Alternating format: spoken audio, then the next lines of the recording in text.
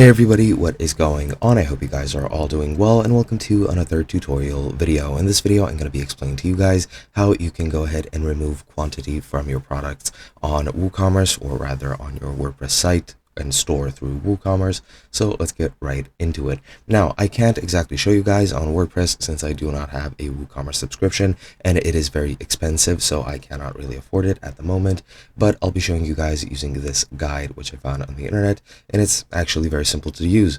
Now, you can remove it from individual product pages using these settings, and we'll be going over what you need to do right now.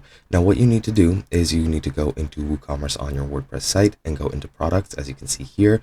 Then you need to navigate to the product data field and click on inventory, or rather navigate to the product you want to limit to one item and edit the product. Go to the product data, click on inventory, and then you need to check off the limit purchases to one item per order, or as it's said here, sold individually.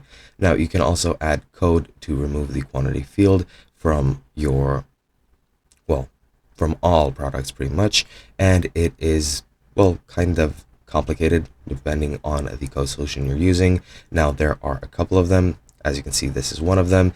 You can add the TS quantity WP head function to the WP head function, which executes the head section when a web page is generated, and then you can just remove it using this code over here, and this is the simplest solution that I have found.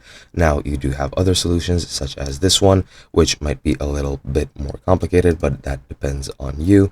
And then, as you'll see, depending on which products you remove, the quantity will be removed, and that's pretty much it. Now, if you don't understand coding, I do recommend just going through all your products manually if you don't have too much of them, and just checking off the sold individually box, but that is pretty much it. Hope you guys enjoyed, and I'll be seeing you guys in another video.